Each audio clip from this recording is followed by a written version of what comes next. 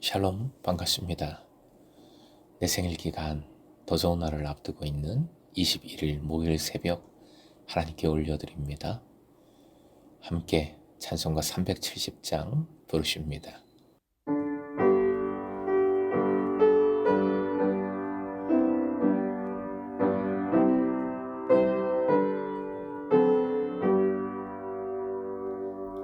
주 안에 있는 나에게 난 근심이 있으랴. 십자가 밑에 나아가 내 짐을 풀었네. 주님을 찬송하면서 할렐루야 할렐루야. 내 앞길 멀고 험해도 나 주님만 따라가리. 내 주와 맺은 언약은 영불변하시니 그 나라 가기까지는 늘 보호하시네. 주님을 찬송하면서 할렐루야 할렐루야. 내 앞길 멀고 험해도 나 주님만 따라가리.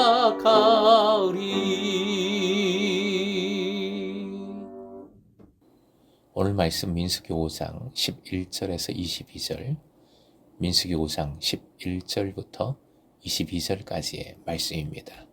함께 읽습니다.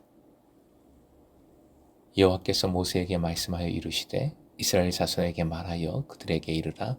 만일 어떤 사람의 아내가 탈선하여 남편에게 신의를 저버렸고 한 남자가 그 여자와 동침하였으나 그의 남편의 눈에 숨겨 드러나지 아니하였고 그 여자의 더러워진 일에 증인도 없고 그가 잡히지도 아니하였어도 그 남편의 의심이 생겨 그 아내를 의심하였는데 그의 아내가 더럽혀졌거나 또는 그 남편이 의심이 생겨 그 아내를 의심하였으나 그 아내가 더럽혀지지 아니하였든지 그의 아내를 데리고 제사장에게로 가서 그를 위하여 보리가루 10분의 1 에바를 헌물로 드리되 그것에 기름도 붓지 말고 유향도 두지 말라. 이는 의심의 소재요 죄악을 기억나게 하는 기억의 소재라. 제사장은 그 여인을 가까이 오게 하여 여호와 앞에 세우고 토기에 거룩한 물을 담고 성막 바닥에 티끌을 취하여 물에 넣고 여인을 여호와 앞에 세우고 그의 머리를 풀게 하고 기억나게 하는 소재물 곧 의심의 소재물을 그의 두 손에 두고 제사장은 저주가 되게 할 쓴물을 자기 손에 들고 여인에게 맹세하게 하여 그에게 이르기를 내가 내 남편을 두고 탈선하여 다른 남자와 동침하여 더럽힌 일이 없으면 저주가 되게 하는 이 쓴물의 해독을 면하리라. 그러나 내가 내 남편을 두고 탈선하여 몸을 더럽혀서 내 남편 아닌 사람과 동침하였으면 제사장이 그 여인에게 저주의 맹세를 하게 하고 그 여인에게 말할지니라. 여호와께서 내 넓적다리가 마르고 내 배가 부어서 내가 내 백성 중에 저주거리 맹세거리가 되게 하실지라. 이 저주가 되게 하는 이 물이 내 창자에 들어가서 내 배를 붓게 하고 내 넓적다리를 마르게 하리라 할 것이요 여인은 아멘 아멘 할지니라. 오늘의 기도 제목, 가정의 관계가 주님 중심으로 세워지게 하소서. 가정의 관계가 주님 중심으로 세워지게 하소서.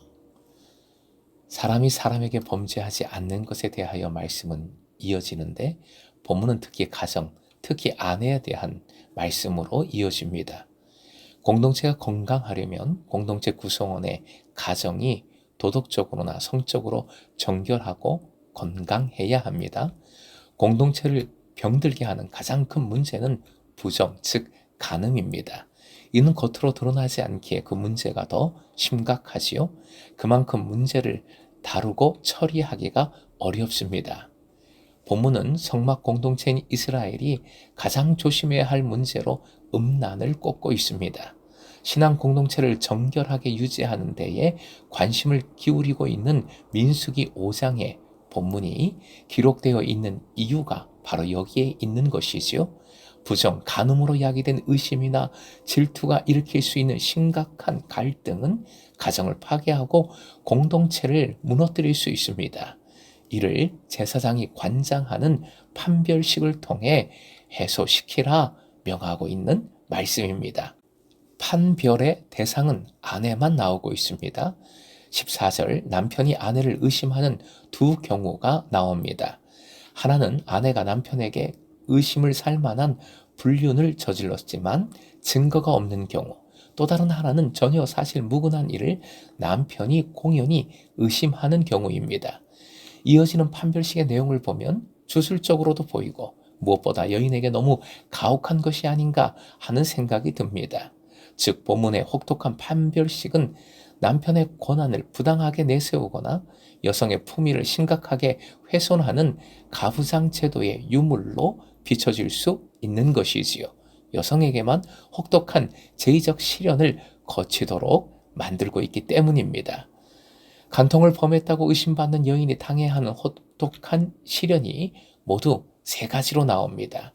첫 번째가 17절에 18절 거룩한 물에 성막의 티끌을 담아서 마셔야 했고, 둘째 19절에서 22절 다른 사람과 동침한 일이 없다고 맹세해야 했고, 셋째 본문 뒤 제사장이 두루마리에 쓴 저주의 말을 쓴 물을 마셔야 했습니다. 이렇게 거듭되는 혹독한 판별 절차들은 모두 여인의 죄책을 전제로 한 과정이었습니다. 하지만 가장 먼저 중요한 것, 그것은 현대적인 시각에서 이 말씀을 바라보면 안 된다는 것입니다. 사실 본문의 시대는 우리가 상상할 수 없을 정도로 우리의 상상을 넘어서는 남성 편향적인 가부장적인 시대였습니다. 고대 함무라비 법전을 보면 본문과 비슷한 사례가 나오고 있습니다. 즉 어떤 사람, 귀족인데요. 어떤 사람이 자기 아내를 간음 혐의로 고발하였지만 간음 현장을 적발하지 못했을 때는 그 아내에게 신의 판결을 받게 해야 한다고 되어 있습니다. 또 어떤 여인이 간음으로 고발을 당했으나 물증이 없을 때에는 강물에 뛰어들어 자기에게 죄가 있는지를 입증해야 하는 판별식을 받아야 합니다. 함무라비 법전을 비롯한 당시 세상 모든 법에서는 남편이 아내가 간음했다는 의심하는 것만으로도 법정에 세우거나 사형시킬 수 있었습니다.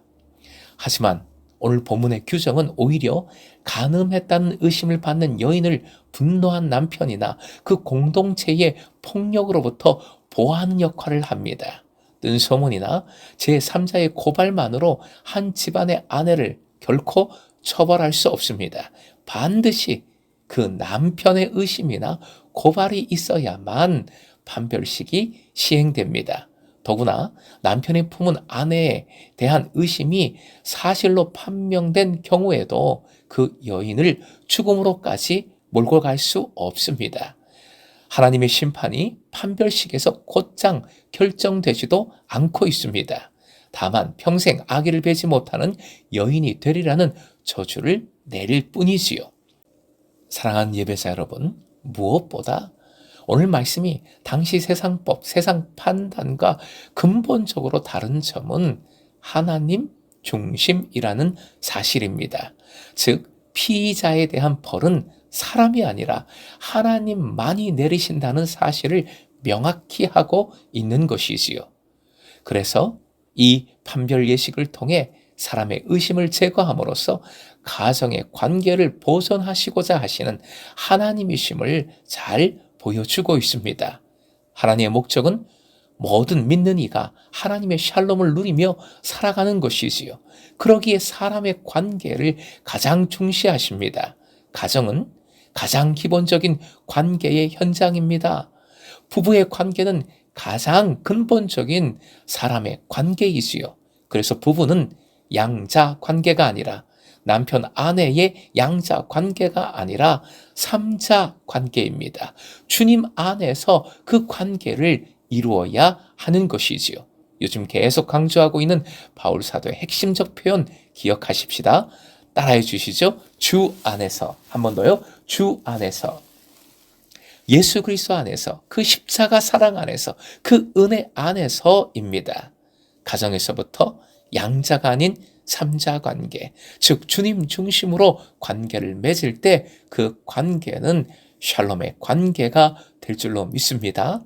오늘도 주님 안에서 행복한 부부관계, 행복한 가정의 관계를 이루어서 가정으로부터 주님께서 허락하여 주시는 샬롬을 풍성히 누리시길 주님의 이름으로 축원드립니다.